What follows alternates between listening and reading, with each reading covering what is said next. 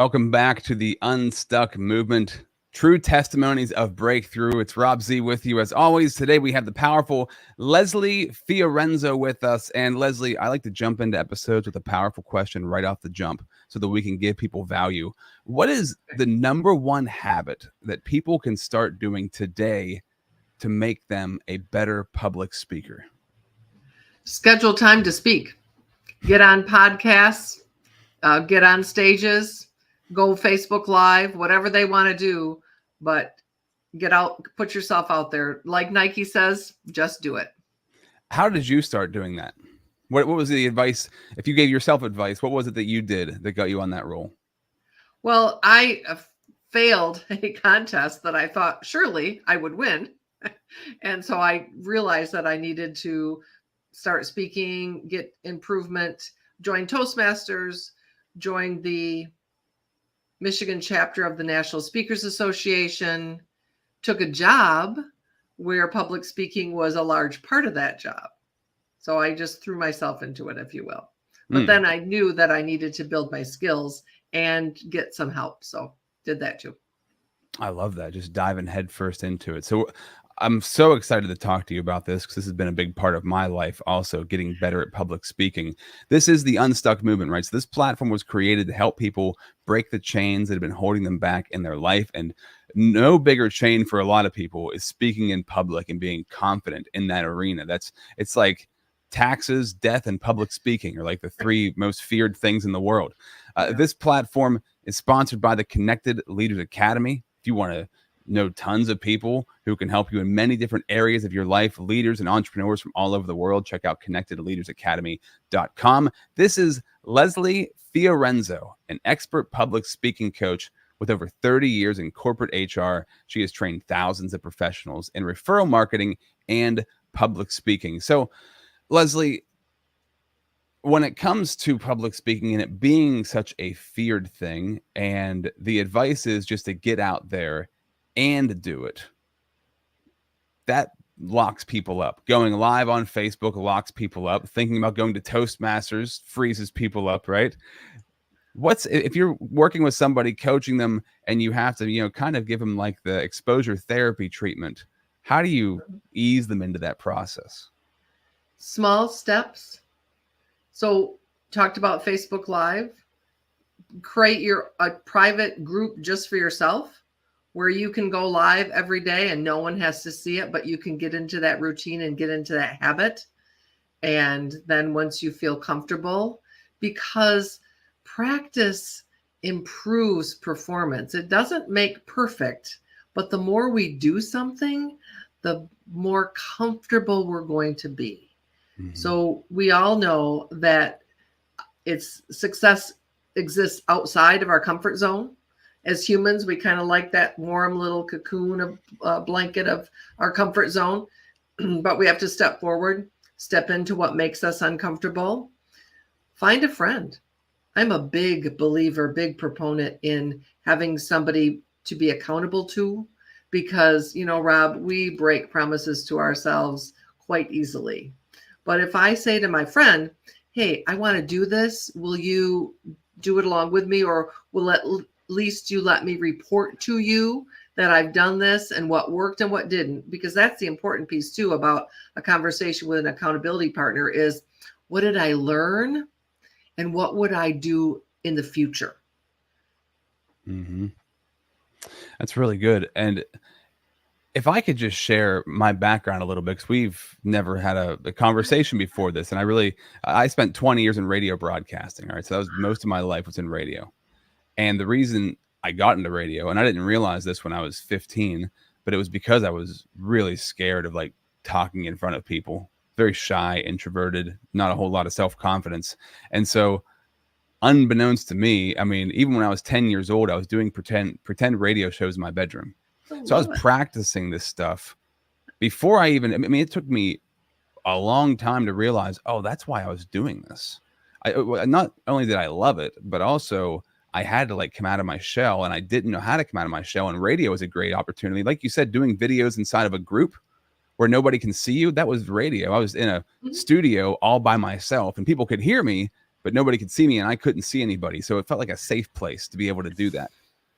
So hearing you say that, and that's your recommendation for people, is it about, and this is how I've also, when I've trained people in getting into podcasting or just making content for themselves, it's like you got to get comfortable just seeing yourself and hearing yourself on camera, Yes. because people see you.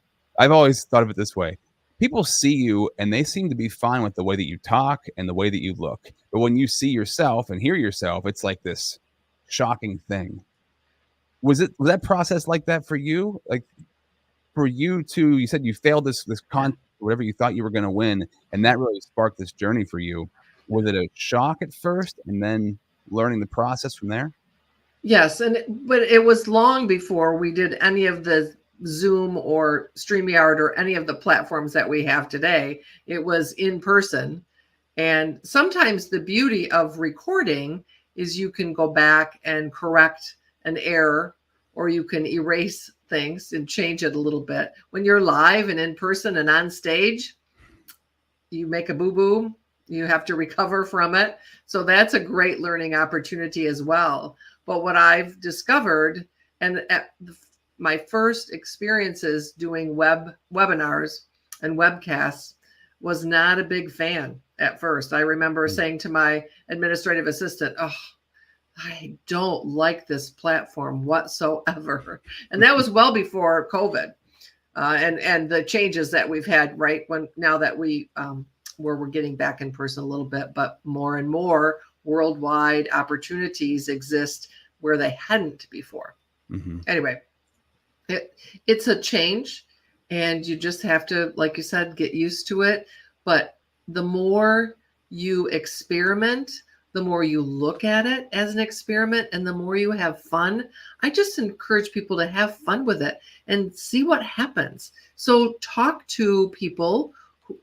Many, not most, but many podcasters are looking for guests. So find people who are willing to communicate with you in this way. It's an easy way.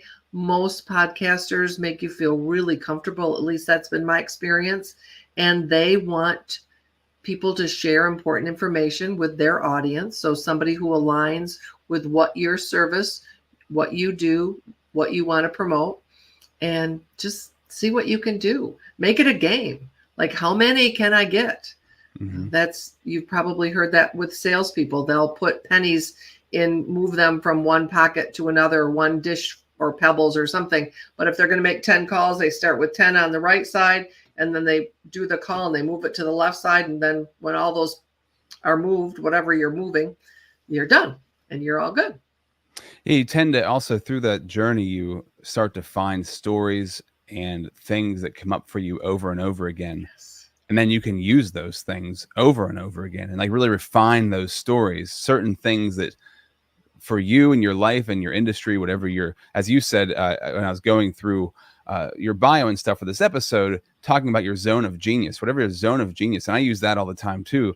If you're speaking from your zone of genius, then you know what you're talking about. So you're probably going to say the same things a lot. So build that structure for yourself. And then through that structure, you can be very versatile, right? Because you have a bunch of little things you can use. And I've found that to be very powerful also. And were you somebody, I'm curious about this, right? From somebody in a radio background like myself, I was always super comfortable in front of a camera or in front of microphones with nobody around. But if I got in front of an audience, that's when I started to get nervous. Other people who are so used to an audience, they get really stuck whenever they're trying to just talk to a camera or just to a microphone because they're not used to seeing people's reactions. Yes. Did you struggle with one end of those things? Yes, I love the live audience because I love having a reaction, having a response, and really making it more of a conversation. And that took me a while to learn how to do that on camera. What was the breakthrough that you had that helped you to figure that out?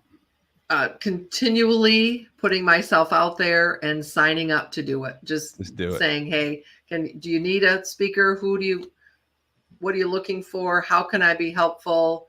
Do you know or the other question is, who do you know that might be interested? So asking for a referral. Man, that is like It's the most simple things. Like, it's the easiest thing to do is ask for referrals, and also just ask, like, if somebody has a platform, "Hey, can I be a guest? I'd love to be a guest." Just asking that question, 99% of the time, people are like, "Yeah, sure, we can figure something out." Yeah. That's what I do all the time, just ask. And Because people if are you don't so ask, Rob, the answer is always no. yeah, people are yeah. Nothing's ever gonna happen if you don't ask the question. I mean, they could ask you, but that's probably a 20% time 20% of the time out of 100% of the things you Hmm. do, somebody's gonna ask you. But if you're forthright in doing that, that's Yeah. huge. How so I was in Toastmasters for a little while, and I know you're a Toastmasters expert. I don't know how you would say that. A Toastmaster, I guess you are. What do you recommend when it comes to Toastmasters? Why should people join it, and how should they approach it? Because I know that's an area that a lot of people talk about, but a lot of people are apprehensive to get involved in. Well, it can be scary because so it's been a while since I've been a member, but I don't believe much has changed. So somebody out there might correct me. And okay, every week you have an opportunity to respond to a question and do some impromptu speaking. Then you have opportunities to do prepared speeches on different topics. But what I found most helpful with Toastmasters is it quote unquote forces you to stand up and present and be aware of filler words, Hmm. words that are repetitive in nature. They're not always ums and ahs. It wasn't until I listened to my recordings for my YouTube channel and some other platforms that I realized how often I was beginning sentences with the word so. Ooh, that was a kind of a rude awakening for me and had to be just very conscious. So that's to me what Toastmasters can do for people is help them elevate their game. Now, you can in Toastmasters up your game through competitions if that's of interest. And I know there are several people that have won Toastmasters competitions, and then that's propelled them into their own business, helping others become better speakers. Mm. That's not my story. I gained my competent Toastmasters, and to go to the next level, it was a time commitment of becoming and I don't remember if they call them districts but leadership roles outside of your own chapter. Hmm. And I just, at that point in my life, was not able to dedicate time beyond that. So I didn't pursue any of those opportunities, but they're great opportunities for people and help you get better and better because you get feedback from your peers, but then you also get feedback from a panel of experts. Very true. And the growth that you get from that, like, that exposure therapy, I know I'm going to have to get up. I'm going to have to talk, and Yes. that's going to help me find that breakthrough that I'm looking for. And it can be very intimidating, but at the same time, there's people in there who are on your level, people who are experts in there who help you level up, and everybody's working together. That's one of the things I noticed about it. The several times that I was involved, that it was very enjoyable. You know, going back just a few minutes ago, you had mentioned about people are so nervous, like if they go live or they're in front of people, that they're going to screw up. And one of the things that I had learned over the years is that people want to see your humanity. And that's Yes. one of the things people connect to, is you actually being a human. This is what I struggled back in the day in radio, because I thought everything had to be perfect. But actually, the more human it was, the less perfect it was. And the more I would like take a screw up and turn it into something that I never anticipated turning it into. Because a lot of humor, a lot of that connection comes from you messing up, bouncing back, and being fearless in that space. Mhm. Is that true for you? Do you find that to be true? And how did you put humanity into what you did? Well, making a mistake, especially in front of a live audience, just recovering from it, saying, "Oh gosh, if I lose my place," I will often use the expression, "My thought train just derailed. Hold on, I'll be right back." Sometimes those things happen, but you are absolutely right.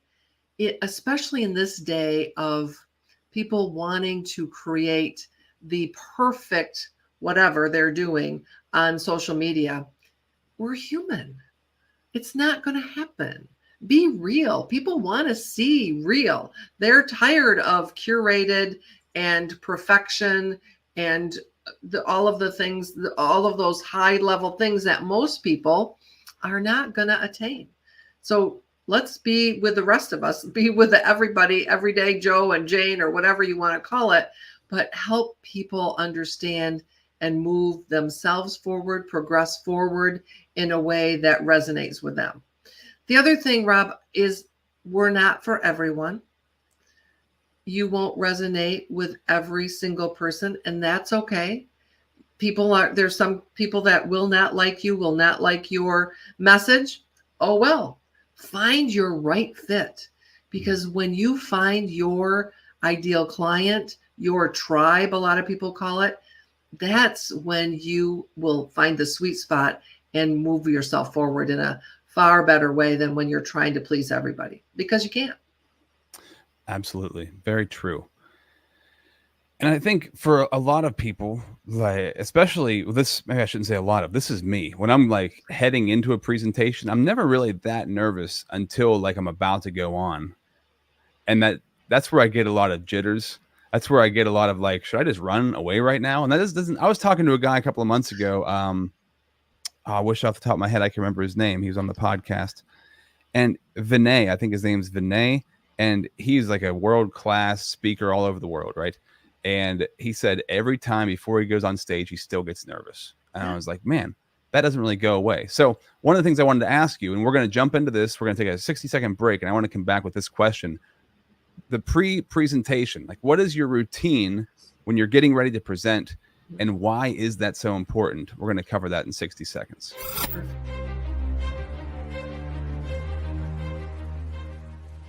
Hi, my name is Jose Escobar, and I'm the founder and CEO of the Connected Leaders Academy. We're a growing tribe, a community of entrepreneurs all over the world, globally, all across the country, high performers, titans of industry.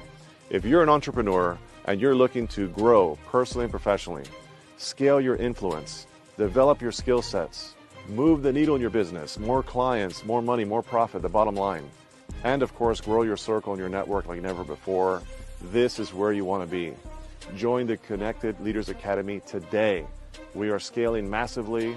We want to welcome you in. Check me out on Instagram and on Facebook, the @ JASCO25. We look forward to having you join us. Take care.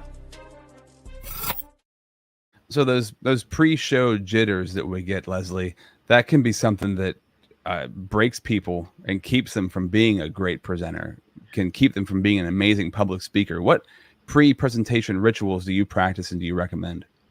So I think it starts the minute you've booked the date, because you're going to create your presentation and design it in a way that resonates with the audience. So you need to know who your audience is. But prior to stepping out on stage or going live, hitting the record button, whatever it is, about 3 to 5 minutes of some prep work. So I like Amy Cuddy's power pose, Wonder Woman. So standing with your feet, like Wonder Woman before she takes off, your hands on your hips, and simultaneously doing some deep breathing exercises. So breathing into the count of 4, holding that inhale for 4, exhaling for the count of 4, and holding that exhale. Actually, holding your exhale a little bit longer can reduce your blood pressure. So if you want to relax fairly quickly, doing that a few times can help put you in a place of calm. Also, warming up your vocal cords. So some nonsense words, if you will, or running those kinds of things, right? Just moving your mouth in a particular way to warm up your lips and I also think that your self-talk, and again, this starts well before getting on stage, but my audience is going to love me, I'm going to hit it out of the park. This is going to be amazing. This is going to be great. It's going to be so much fun. All of those positive words, because when we're nervous, Rob, we sometimes say things like, oh gosh, what if I mess up? Oh my gosh, this is going to be, oh my God. And we get ourselves all worked up. So telling yourself, it is going to be amazing. I told myself today that you and I were going to have a fabulous conversation. I knew that you were going to make me extremely comfortable in my role as a guest, and you were an amazing host. And this was going to be so much fun. And guess what? So far, so good. Well, I know I'm glad I'm living up to the potential that you had set for me. So that makes me feel good. And I know everything that you go into, it's so important to prep yourself in that way. And I want to circle back to the zone of genius concept, right? Because that is so important that often, so I've been asked many times to be an MC for events, and I don't like being an MC. Because it's not, I don't feel like that's my zone of genius. I know what I like to talk about and what I can talk about. So if I'm just an MC and I feel like I have to like pretend to know or something along those lines, I feel so like disingenuous that it makes me cringe doing it. And I really don't like to do it, which I don't know. Some people might be fully comfortable with that. That's why I wanted to ask you about the zone of genius. Do you stay within your zone of genius when you are speaking? Or I guess maybe in Toastmasters, you've had to venture outside of that. What's that been like for you? Well, in Toastmasters, they give you a menu, I think, to pick from, and you can, and certain topics that you want to speak on, and that they encourage you to do some prepared speeches. But when it comes to business, I think people can see through when you're trying to fake it till you make it, if you will, when you're out of your area of expertise. When say you're an accountant and you've been asked to talk about marketing. Well, maybe you do a good job in your business of marketing, but chances are you're the numbers person. You're the go-to about maybe taxes or planning or whatever it is. And I'm not an accountant, so I don't know specifically enough about what they do. This is outside of your zone of genius. Exactly. And anyway, it's important that you stick there, I believe, because that's what people want to know. They come to you for your expertise. So your leadership impact, Rob, you're knowing what you do really well and capitalizing on that. You said something earlier. When we know what we're talking about, we tell stories, we have similar stories and we expand on them. That's what people want to hear. Facts and figures, yes, but more importantly, stories. As humans, stories resonate with us and stories stick with us. I'm sure you can remember some maybe data points about something, but more than likely, you remember a story someone told to make a point about that data point. So I tell my clients that all the time. Never make a point without a story, and never tell a story without a point. Oh, that's really good. Never make a point without a story, and never tell a story without a point. That's circular, and that makes so much sense. Well, that was the mistake I made at first, is I just told a couple of stories. They didn't relate to anything, but I was like, okay, people want to hear stories. No. That doesn't make any sense, right? Because you lose people, you lose your audience, and then they're left, well, okay, that was kind of a good story, but what does she mean? How does that relate? So relate things. Tell me in a story format, if you will. Yeah. And so when you speak, do you have a set speech that you do, or is it kind of like a loose speech that you can turn into a bunch of different things? I know some speakers, they have one speech, they do this one speech, and they're a master at that speech. Other people kind of have a la carte speech. They pull different things from different areas and they can talk about a bunch of different things. How do you approach that? I can talk about a bunch of different things from different areas. A lot of it is time dependent. And what we know sometimes happens, the best laid plans don't always work out. So we've been invited to speak for 30 minutes and the program gets delayed. Somebody speaks longer than their allotted time, or sometimes you have to fill. Pretty rare, but they might say, you know what, we've got 45 minutes to fill. Can you expand? So you need to be prepared for just about anything, has been my experience. And meeting planners really appreciate people who can do that for them, who can either shorten it up to stay within that time frame that's allotted or lengthen it if the case may be. How do you recommend people step into their zone of genius? Maybe they don't even know what that is for themselves, or they don't. You know, it's interesting. Somebody may have been maybe doing something for 20 years, but they don't think they're able to get up on stage and talk about that thing. And that could be the thing that makes them the expert in their field, right? That could make them the authority, the go-to person. This is the kind of stuff I talk about with people is like, if you want to be the authority and you want to be the expert, then you've got to talk about it. You might know how to do it, but you've got to talk about it. What if somebody, and I'm sure you've worked with people who have all the knowledge in the world, but they don't know how to communicate effectively. Now, I know you said practice. That's one of the things, of course, is to practice this stuff. But how do they start to like put the puzzle pieces together of like, here's all the information that I have, and now I've got to form it into a, say, 30, 20-minute presentation? So start by writing it out. I think that it's helpful if you get some feedback from people. So call a group of your friends together and say, hey, I would really like your feedback. I want to do this presentation, and could we get on a Zoom call and I'll just go through it and you can give me some feedback. I really want your honest to goodness feedback, and be prepared for that and know that it's okay. Again, everyone has an opinion.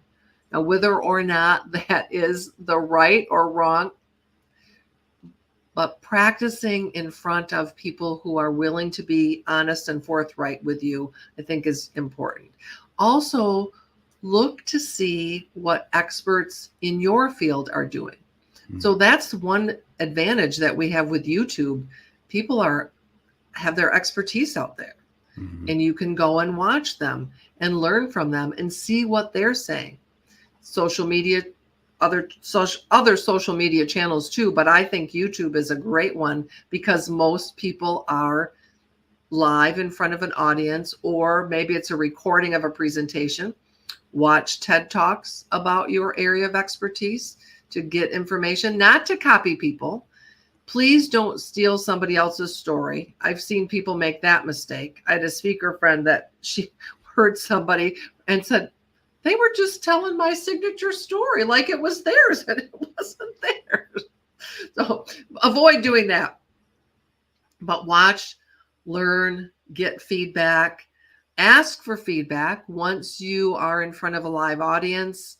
I have a form that I use, and I step people through that form to give me feedback. And then it's also a connection form. But you could do the same thing on a virtual platform, sending a link to get a survey completed, ask for feedback that way. Yeah, that's a good idea. Just to get that feedback is so important. And to have somebody objectively tell you how you're doing, right? So people can pick up on things. So people can pick up on things that you might not notice. But I also know for myself that when I check myself back, because some days I can watch myself or listen to myself and I'm like, man, that was really good. Other days I'm like, whoa. And it could be the same thing. It could be the same thing that I spoke on, the same speech or the same piece of content that I made. One day I could hear it and pick it apart piece by piece. Another day I could listen to it and be like, that was really good. I loved what I did there. And it's very interesting how we can have different perspectives even on ourselves from day to day. So one thing is, don't be too hard on yourself, but also be honest with yourself. Like, where could this be better? And be proud of like the progress that you're making. So, and you were mentioning earlier before we started, you're hosting a Master Public Speaking with Ease and Authenticity Masterclass, June 26th at 5 p.m. If people want to be a part of that, we're going to send out the link after this episode is over. Yes. That would be great if people want to come. And it will be a workshop. So please come to prepare to do some work. Think about your topic. Think about how you want to say it, how you want to present, maybe where you want to say. Rob, one thing I wanted to kind of go back to, because you talked about that zone of genius and how people know or how they can find out. One question I encourage people to think about is, what do people come to you for advice on? What do they ask you about?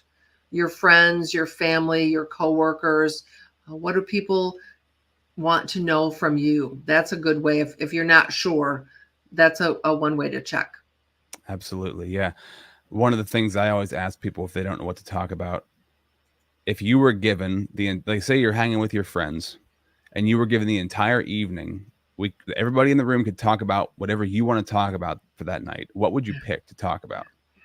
And that's a good sign. You have so much information about that thing, but also you have so much passion and enthusiasm about that thing that you'd want to talk about it all night.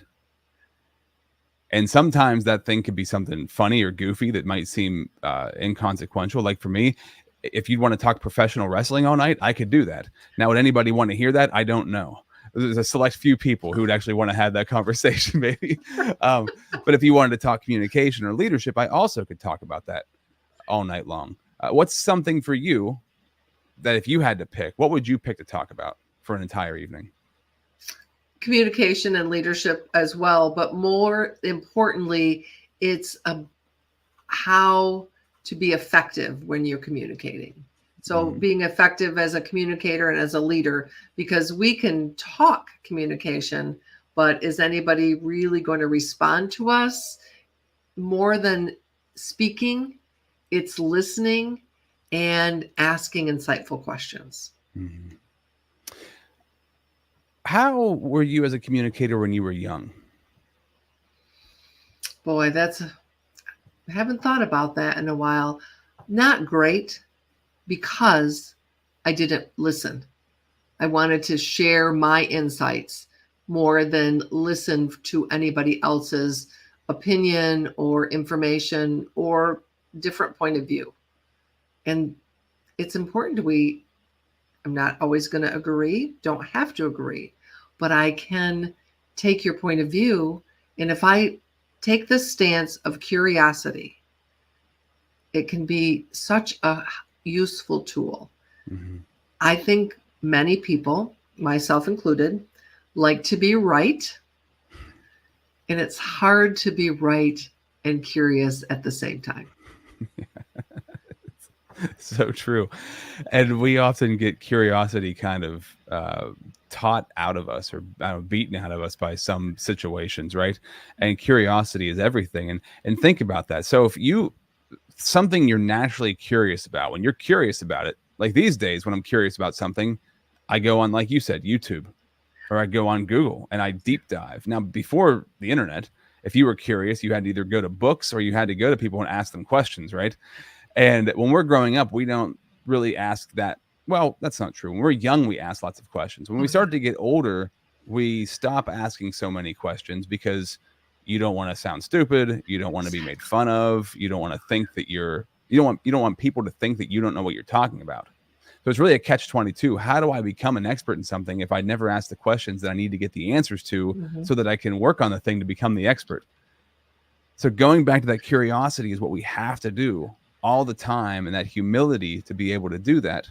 So I love that was your answer, right? Because I think as humans, when we're born, we're selfish, right? We don't think about other people. We just think about ourselves. If you can become genuinely curious in other people, and my wife is so good at this. She's an introvert, so she loves to listen to people because that means she doesn't have to talk. So she learns so much about people because she just asks them questions. So say you're coaching somebody and that's the thing that scares them most to death, like just going into a store and saying hi to the cashier is like terrifying to them, which I'm sure you run into this. I know I've run into this. What are your recommendations in that process at those very early stages?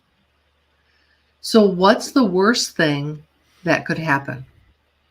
Because typically the worst thing, we're not going to necessarily die. I don't know of anybody. Maybe there's a recorded case in history of somebody who's died from asking a question of a clerk in a store. I don't think so.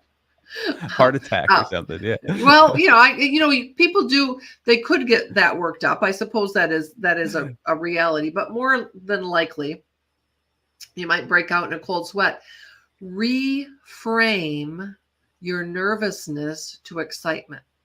So, Rob, I don't know if you like amusement park rides, or if you like places like the roller coasters. Yes, I do.